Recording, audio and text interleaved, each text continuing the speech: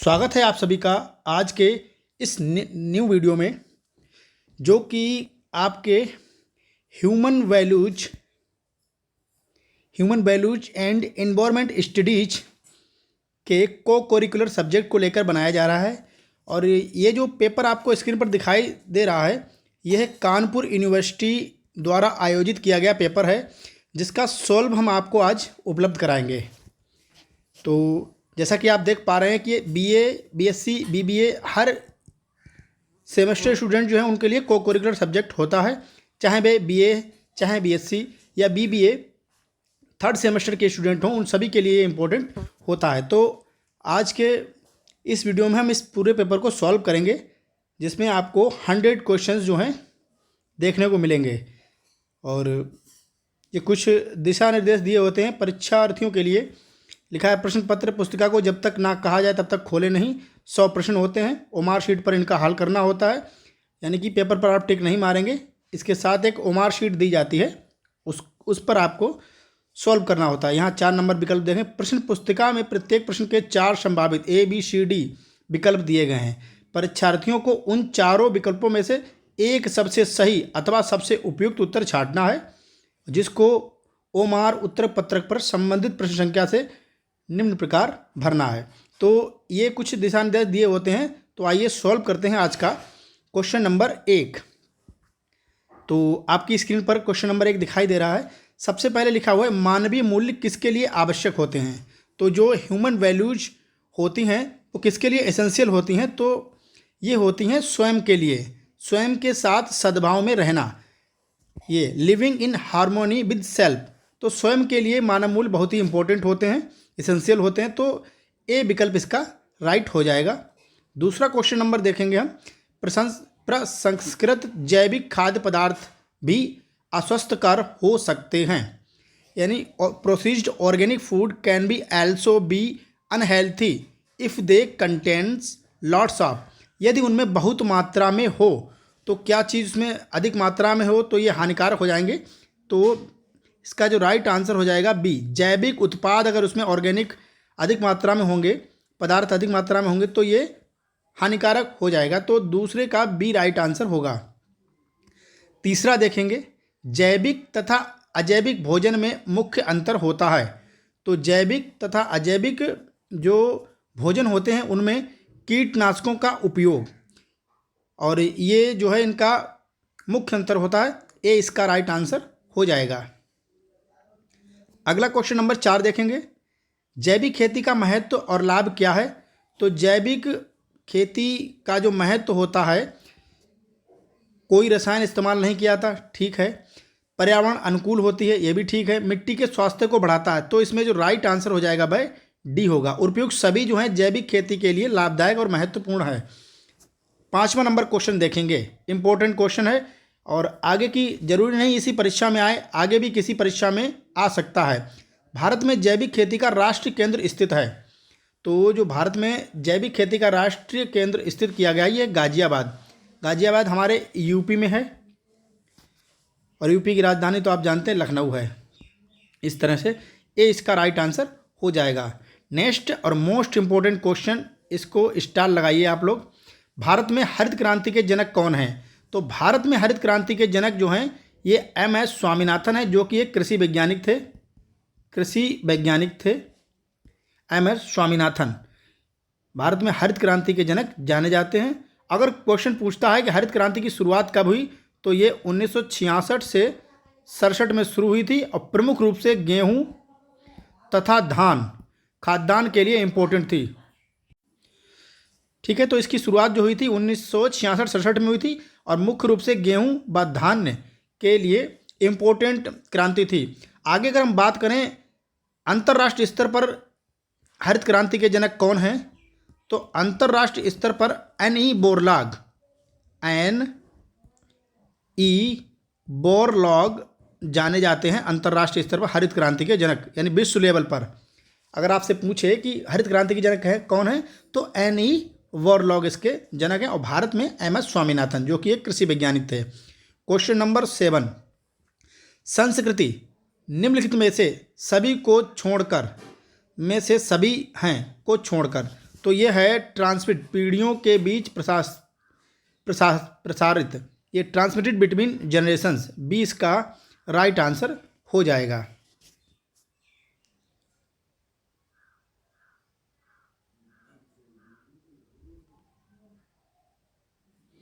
नहीं, 7 का जो राइट आंसर हो जाएगा वह हो जाएगा अनऑर्गेनाइज्ड, डी इसका राइट आंसर हो जाएगा 7 का, ये जो है गलत हो जाएगा, बी नहीं होगा।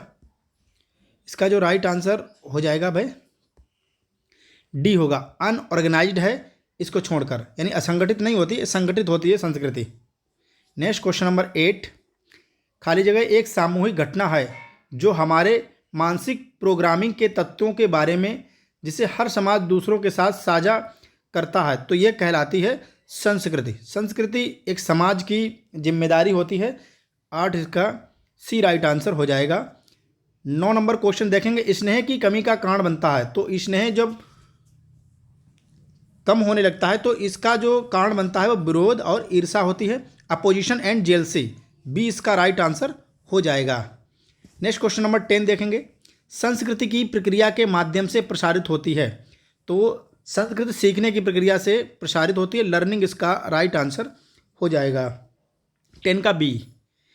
11 नंबर क्वेश्चन देखेंगे, और ये मेरी दृष्टि से लग रहा है सबसे हार्ड पेपर होना चाहिए, इतना कठिन पेपर जो है नहीं होता है। ये कानपुर यूनिवर्सिटी का पेपर है जो आपको सॉल्व कराया जा रहा है, लेकिन अपनी जो रुहेलखंड यूनिवर्सिटी होगी इसमें ऐसा पेपर नहीं, सिंपल पेपर आता है बिल्कुल, बच्चों की एलिजिबिलिटी चेक की जाती है।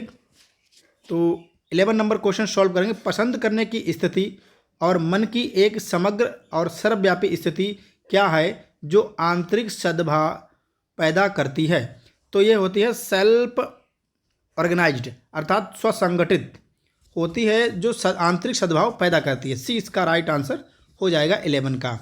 नेक्स्ट क्वेश्चन नंबर 12 देखेंगे, स्व अन्वेषण 2 तंत्रों का उपयोग करता है, यहाँ देखेंगे सेल्फ एक्सप्लोरेशन यूज 2 मैकेनिज्म, तो ये होती हैं प्राकृतिक स्वीकृति और अनुभवात्मक सत्यापन, natural acceptance and experimental validation, A इसका राइट आंसर हो जाएगा 12 का। नेक्स्ट क्वेश्चन नंबर 13 देखेंगे, निम्न में कौन सा प्रश्न नीतिगत निर्णय लेते समय नैतिक मुद्दों को संबोधित नहीं करता है, तो इसमें जो सही आंसर हो जाएगा वह होगा नीतिगत निर्णयों में सत्ताधारी सरकार के नाम और लाभों को किस प्रकार प्रतिबिंबित किया जाना चाहिए, ये इसका राइट आंसर हो जाएगा। बाकी क्वेश्चंस बहुत लंबे हैं, आप पढ़ लीजिएगा जो आंसर हैं, सी इसका जो है सही राइट आंसर हो जाएगा, संबोधित नहीं करता है। नेक्स्ट क्वेश्चन और इम्पोर्टेंट है, साइकोलॉजी से संबंधित है, जीन पियाजे के अनुसार किस आयु वर्ग के बच्चे नियमों को पूर्ण और अपरिवर्तनीय मानते हैं, वे इस चरण को नैतिक यथार्थ कहते हैं। According to Jean Piaget, at what age group do children perceive rule as absolute and unchanging, they are called moral realism, तो ये होते हैं 5 से 10 वर्ष के बच्चे, ये नैतिक यथार्थ कहते हैं इसको, इस चरण को। तो 5 से 10 वर्ष के बच्चे जो होते हैं ये नैतिक यथार्थ एज के अंतर्गत आते हैं, 14 का सी राइट आंसर होगा। नेक्स्ट और क्वेश्चन नंबर 15 देखेंगे, स्टार लगाएंगे, ऐसे निर्णय जो प्रकृति में बार बार और दोहराव वाले होते हैं कहलाते हैं, तो ये कहलाते हैं गैर क्रमादेशित निर्णय, नॉन प्रोग्राम्ड डिसीजंस, ये इसका राइट आंसर ए हो जाएगा। नेक्स्ट क्वेश्चन 16, व्यवसाय का सामाजिक उत्तरदायित्व किस पर आधारित होता है, तो व्यवसाय का जो सामाजिक उत्तरदायित्व होता है वह प्रॉफिट मोटिव और सर्विस मोटिव पर आधारित होता है, तो इस हिसाब से डी इसका राइट आंसर हो जाएगा, दोनों B and C, both B and C. अगला और इम्पोर्टेंट क्वेश्चन, यहाँ पर बहुत सारे क्वेश्चन आने की संभावना है, तो देखेंगे विधायी कारपोरेट सामाजिक उत्तरदायित्व, जिसे इंग्लिश में बोलते हैं CSR वाला विश्व का एकमात्र देश है, तो यह इंडिया है, इंडिया इसका राइट आंसर हो जाएगा। अब यहाँ पर बहुत सारे क्वेश्चंस आने की संभावना है, तो CSR मॉडल जो है सबसे पहले किसने दिया था, तो यह दिया था कैरोल महोदय जी ने, कैरोल महोदय जी ने, जिसमें कितने चरण थे, तो ये 4 चरण थे, 4 चरण थे, और यह मॉडल जो कैरोल महोदय का था इसे हम बोलते हैं कैरोल का पिरामिडीय मॉडल, इसे पिरामिडीय मॉडल भी बोला जाता है, पिरामिड मॉडल कैरोल महोदय का, इसे शॉर्ट में CSR कहा जाता है, जिसमें 4 चरण थे। सबसे पहले आता है परोपकार, यहाँ लिख लेंगे हम, सबसे पहले आता है परोपकार, फिर आता है आर्थिक, तीसरा आता है कानूनी और चौथा आता है नैतिक। ये 4 चरण थे इसमें। और ये जो आया था मॉडल, ये 1991 में प्रस्तावित किया गया था, 1991 में ये मॉडल आया था। तो अगला क्वेश्चन नंबर 4 स्तरों पर मूल्यों द्वारा सामंजस्यपूर्ण दुनिया बनाई जाती है, ये हैं। तो ये होते हैं व्यक्तिगत, पारिवारिक, सामाजिक और विश्व। तो ये 20 का राइट आंसर हो जाएगा, 18 का। नेक्स्ट, और कैरोल महोदय के मॉडल संबंधित क्वेश्चन 19। कैरोल मॉडल के अनुसार कारपोरेट सामाजिक उत्तरदायित्व, जिसे हम CSR कहते हैं, इसमें उत्तरदायित्व के 4 स्तर कौन कौन से हैं, तो हम ऊपर बात कर चुके हैं अभी। परोपकार था, आर्थिक था, कानूनी था और नैतिक था। तो ये देखें किस में मिलते हैं, ये हैं।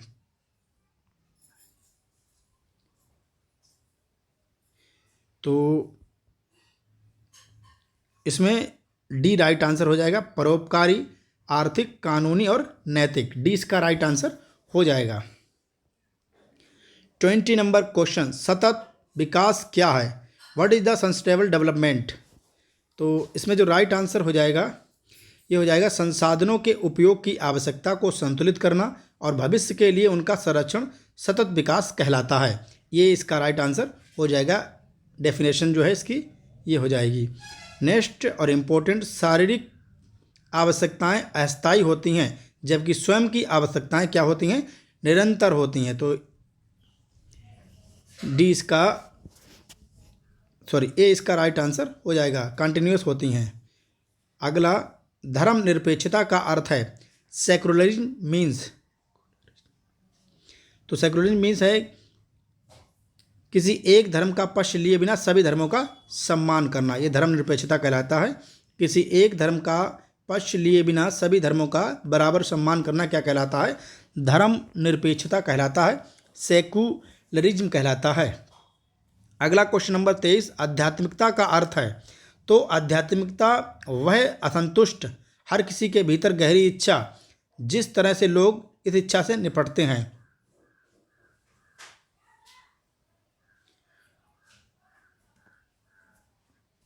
नहीं, ये राइट आंसर नहीं होगा इसका। आध्यात्मिकता निपटते हैं से मतलब नहीं होगा। यहाँ देखेंगे बी, एक साझा विश्वास प्रणाली के संदर्भ में पवित्र के माध्यम से महत्व की खोज, ये राइट आंसर हो जाएगा। बी इसका राइट आंसर होगा 23 का। नेक्स्ट और 24 नंबर देखेंगे, मानव व्यवहार के अच्छे और बुरे पहलुओं से संबंधित हैं। तो ये संबंधित होते हैं मूल्य अच्छे और बुरे दोनों हो सकते हैं। ए इसका राइट आंसर हो जाएगा। नेक्स्ट 25 नंबर, मनुष्य के लिए क्या आवश्यक है लेकिन पूर्ण नहीं? तो मनुष्य के लिए भौतिक सुविधाएं इम्पोर्टेंट हैं लेकिन ये पूर्ण नहीं है। 25 का बी राइट आंसर होगा। 26 देखेंगे, सामान्य जीवन के अनुभवों और स्थितियों पर आधारित साझा मूल्य प्रणाली वाले लोगों के समूह को कहा जाता है। तो इसे कहा जाता है सोशल वर्ग या सामाजिक वर्ग। ए इसका राइट आंसर हो जाएगा। 27 नंबर पेपर क्वेश्चन नंबर देखेंगे, भारत में बुनियादी शिक्षा किसके द्वारा शुरू की गई थी? तो बुनियादी शिक्षा के जनक महात्मा गांधी जी हैं। डी इसका राइट आंसर हो जाएगा। 28 नंबर और इम्पोर्टेंट क्वेश्चन, इससे पहले जो हम लोगों ने राम मनोहर लोहिया के यूनिवर्सिटी का जो पेपर था उसमें जो सॉल्व किया था, यही क्वेश्चन उसमें भी आया हुआ था। तो इसका आप डबल स्टार लगाइएगा। विवेकानंद के शिक्षा दर्शन की विशेषताओं में शामिल है। तो बताया था सी, व्यवहारिकता पर आधारित शिक्षा दर्शन है विवेकानंद जी का। 29 नंबर देखेंगे, मेरी माँ का वंश अधिक प्रशिक्षित था। यहाँ वंश शब्द संबंधित है। तो वंश संबंधित है वंश से, मतलब किस वंश से हम उत्पन्न हुए उससे संबंधित है। अगला 30 नंबर क्वेश्चन, केवल भौतिक सुविधाओं के लिए कार्य करना क्या कहलाता है? केवल भौतिक सुविधाओं के लिए कार्य करना पशु चेतना के साथ जीना कहलाता है। ये ए इसका राइट आंसर हो जाएगा। Living with animal consciousness. 31 question number, cultural wave प्रचलित संस्कृति के लिए जिम्मेदार है और इसमें संस्कृति के परस्पर संबंधित तत्व शामिल नहीं हैं, संबंधित तत्व शामिल हैं। तो इसमें जो राइट आंसर हो जाएगा भाई सी हो जाएगा। दिनचर्या और अनुष्ठान, कहानियाँ और मिथक, प्रतीक, शक्ति संरचना, संगठन संरचना और नियंत्रण। तो बी इसका राइट आंसर हो जाएगा, बोथ ए एंड बी। 32 सह अस्तित्व का अर्थ है। तो सह अस्तित्व का अर्थ होता है सहयोग। बी इसका राइट आंसर हो जाएगा, कोऑपरेशन होता है इसका राइट आंसर। 33 देखेंगे, निम्नलिखित में से कौन सा उपसंस्कृति का सबसे अच्छा उदाहरण है। तो उपसंस्कृति का जो सबसे अच्छा उदाहरण है वह है, इसमें जो राइट आंसर हो जाएगा भाई ए हो जाएगा। धर्म जो है उपसंस्कृति का सबसे अच्छा उदाहरण है। नेक्स्ट और 34 नंबर क्वेश्चन, माता पिता अपने बच्चों के लिए खिलौने खरीदते हैं। खरीदने की प्रक्रिया में खाली जगह के रूप में कार्य करते हैं। तो वे करते हैं निर्णायक के रूप में, खरीदार के रूप में और एक मेंटेनर के रूप में। तो इसका डी राइट आंसर हो जाएगा। 35 नंबर क्वेश्चन, निम्नलिखित में कौन सा कथन निजीकरण की प्रक्रिया का सही वर्णन करता है। तो इसमें देखेंगे, निजीकरण की प्रक्रिया में एक कंपनी को एक गैर लाभकारी संगठन में स्थानांतरित करना शामिल है। निजीकरण की प्रक्रिया में अन्य कंपनियों को आउटसोर्सिंग सेवाएं देना शामिल है। निजीकरण की प्रक्रिया में कुछ सार्वजनिक क्षेत्र की इकाइयों को भी निजी क्षेत्र में बेचना शामिल है।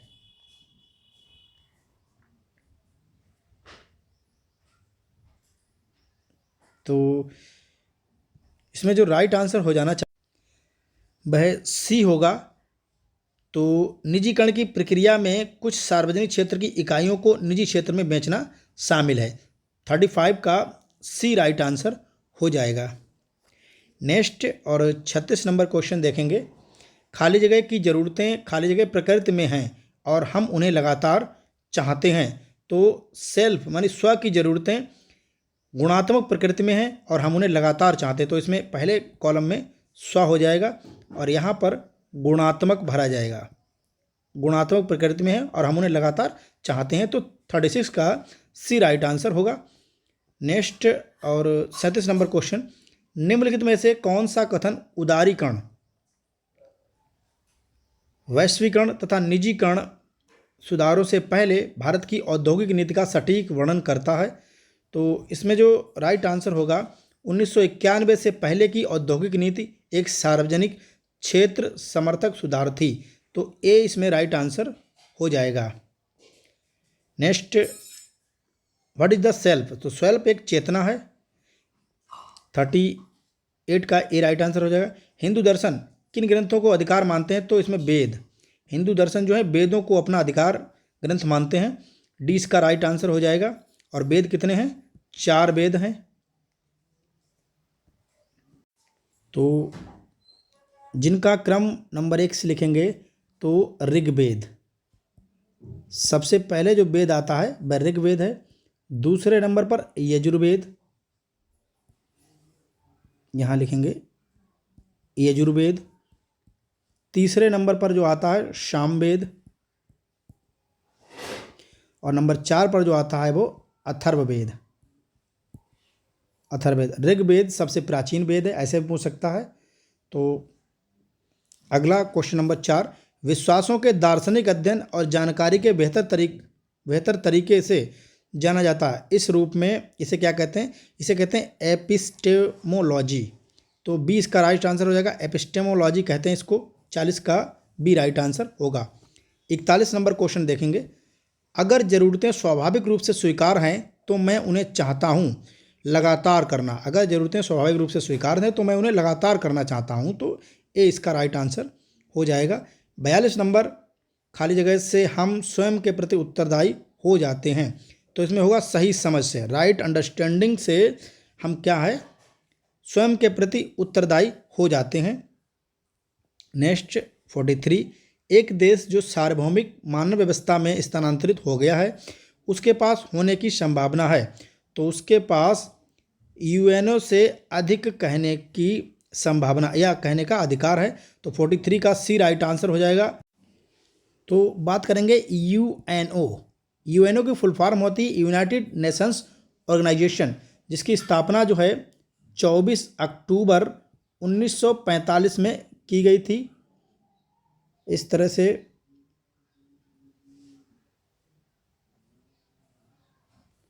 नेक्स्ट अगला क्वेश्चन देखेंगे 45 नंबर। जब हम बड़े क्रम में भाग लेते हैं तो विभिन्न स्तरों पर यह भागीदारी हमारे मूल्य के रूप में जानी जाती है। मूल्य परिणाम है। तो मूल्य किसका परिणाम होते हैं? तो ये होते हैं बोध और समझ के, रियलाइजेशन एंड अंडरस्टैंडिंग।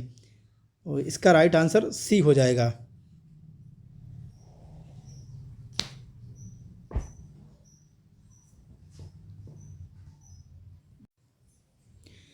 छियालीस नंबर क्वेश्चन देखेंगे।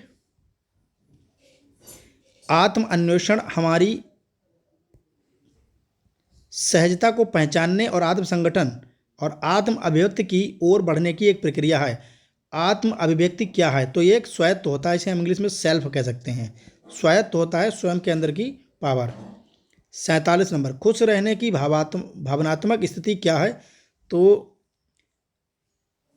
खुशी रहने की जो भावात्मक स्थिति होती है वह होती है, सभी तो लग रहे हैं, डी इसका राइट आंसर हो जाना चाहिए। आप देख लीजिएगा, खुशी रहने की स्थिति जो होती है सभी होती हैं, खुशी, आनंद, प्रसन्नता। तो सी हो जाना चाहिए, प्लीजर, प्रसन्नता। वैसे तो डी लग रहा है, आप देख लीजिएगा इस क्वेश्चन को। 48, विभेदन के आधार पर अनादर का कारण होता है। तो अनादर का कारण होता है धन।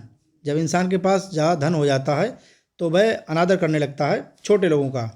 49, एक बार विश्वास, सम्मान, स्नेह, देखभाल, मार्गदर्शन सुनिश्चित हो जाने के बाद सभी से संबंधित होने की भावनाएं स्वाभाविक रूप से आती हैं। ये भावनाएं होती हैं, तो ये भावनाएं होती हैं प्रेम से, क्योंकि सम्मान, स्नेह, देखभाल, मार्गदर्शन ये किससे? प्रेम से उत्पन्न होता है। 49 का राइट आंसर ए हो जाएगा। अगला और लास्ट क्वेश्चन आज के लिए 50 नंबर, स्वयं की आवश्यकता है। तो स्वयं एक अस्थायी आवश्यकता है, सी इसका राइट आंसर हो जाएगा। आज के लिए बस इतना ही, जो कि ह्यूमन वैल्यूज से संबंधित क्वेश्चन थे, हम लोगों ने सॉल्व किए थे।